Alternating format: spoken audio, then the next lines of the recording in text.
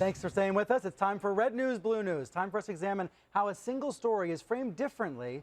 And yesterday's Iowa Freedom Summit is a perfect example because 200 journalists were credentialed to attend. And the summit said a lot about the 2016 presidential race, based on which conservative candidates were taken seriously and which ones were not, and by which media outlets. Here, take a look at this Fox News highlight reel. We've sped it up a little bit. You'll see Ted Cruz and Scott Walker and Rick Santorum and Ben Carson, but also, wait, here she comes, Donald Trump and Sarah Palin.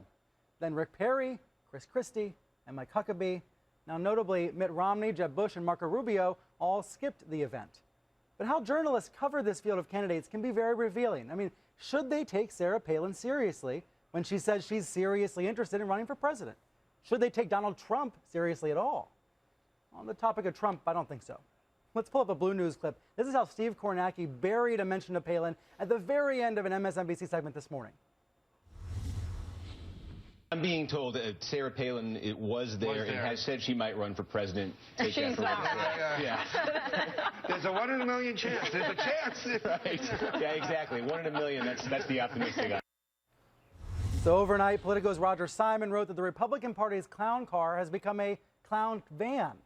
But to some viewers, some readers, dismissing Palin's chances or Trump's chances is a sign of disrespect, even a sign of bias. And keep in mind here, celebrities like Palin are good for page views. They're good for clicks and ratings. FoxNews.com thought so. They thought Palin's speech deserved its own headline overnight. Meanwhile, other bluer outlets called Palin's speech incoherent. She is, by the way, still a paid Fox News contributor. She was on the air 2 weeks ago, identified that way. And Fox's policy is that contributors have to leave when they take concrete steps toward running for president, like, for example, setting up an exploratory committee. Ben Carson left Fox last fall. Mike Huckabee left Fox earlier this month. So what's going to happen with Palin? I asked Fox this morning, and so far there's no comment. Now let's go out to Iowa, to one of the best-sourced political reporters in the country, the Washington Post's Robert Costa. He's in Des Moines this morning, and here in New York with me is CNN's senior legal analyst, Jeffrey Toobin. Robert, you're the reporter who asked Palin about 2016 on Friday. That's when she said she was seriously interested in running. But you've seen columnists like Roger Simon roll their eyes at Palin. So how do you handle this? Do you take her interest seriously? It's not my job to judge Sarah Palin's political intentions, but I did want to ask the question. I saw she had given an interview to ABC News on Thursday, and her answer about 2016 seemed a little vague. And so I was staking out the Marriott Hotel lobby in Des Moines. I saw her come in close to midnight, and I really had to press her 2 or 3 times to clarify exactly where she stood. And she finally said, I'm, quote, seriously considering the idea. And that's what I printed and reported. And she's a former vice presidential candidate. I thought it was worth at least getting her comment out there. And yet, Jeffrey, so many people don't take her seriously. They laugh at the idea that she could run again and don't believe she's going to. They believe she's doing it just for commercial gain. I think what makes this such a difficult race to cover is the complete absence of a real front runner. I mean, who is the serious candidate? You know, usually candidates in the high teens would sort of be dismissed as irrelevant, but the highest any candidate is polling in this race is in the high teens. Jeb Bush, Mitt Romney, Chris Christie. They are, I would hesitate to call them front runners, right, but even they are at a very, very low rate. So it's very hard to say Ben Carson is a ridiculous candidate, Sarah Palin is a ridiculous candidate. Well, and not even ridiculous, but in it for something else besides an actual nomination to be president. Well, but that's, you know, that's a very hard thing to judge, you know, reading someone's intent. I'm sure Sarah Palin would like to be president, but is she going to give up her Fox gig and risk the embarrassment? Yeah, Robert. I think one thing about I've learned covering national politics just for a couple of years is that it's really best sometimes to reserve editorial judgment. It's really the only way to go when you're reporting on some of these candidates. And I think the greatest example was in 2012 when I was covering Rick Santorum. And no one gave him a shot. They thought he was just doing it for TV. But he ended up winning the Iowa caucuses. Mike Huckabee in 2007 did the same with Iowa. And he's got to pay attention to these people early to see actually could they get some traction.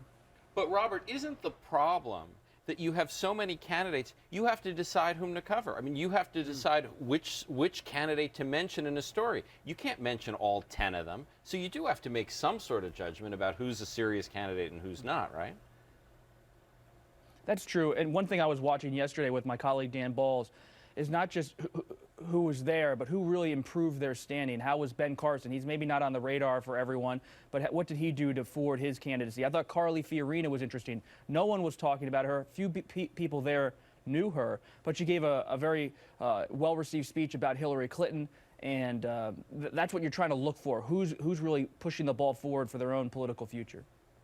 Chuck Todd had a pretty sick burn this morning on Meet the Press. He said about Donald Trump, he said, nobody's going to mistake Donald Trump for a presidential candidate except maybe Donald Trump. I mean, he's the most illustrative example, I think, of someone who's in this for other reasons. He's promoting his NBC show, The Apprentice. He's got other commercial interests. He runs this scam every 4 years. A scam?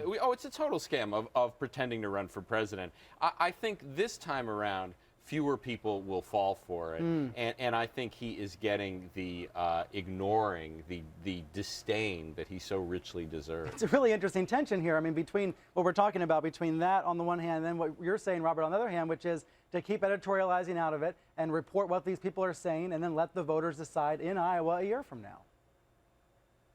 Right. I think, for example, Donald Trump, does he do this perennially? Does he always seem to tease the press and voters? Of course he does. That's just a fact. However, when you listen to his speech yesterday, he, for the first time, talked about filing papers, looking forward to filing papers and revealing his financial statements. I thought for someone who's always right, I agree with you. You have to really take what Donald Trump says about 2016 with a grain of salt. My point is, though, you really can't. It's hard to predict what some of these unpredictable politicians will do. Hey, Robert, before we have to go, do you have any sense of what Sarah Palin's thinking with regards to Fox? I mean, we did see Mike Huckabee leave his Fox News show a few weeks ago because he's getting serious about really thinking about running for president. We have not seen Sarah Palin do the same. Governor Palin told me she's, quote, seriously interested in the idea, but when I pressed her whether she's ramping up her national political operation or anything like that, she said she is not. It's just an idea. It's all about hot air, right? Oh, let's. It's the no. I'm sorry. It's a good theme for the whole show, isn't it? Jeffrey Toobin and Robert Costa, thank you both for being here. I'm a little bit better catching than I am passing.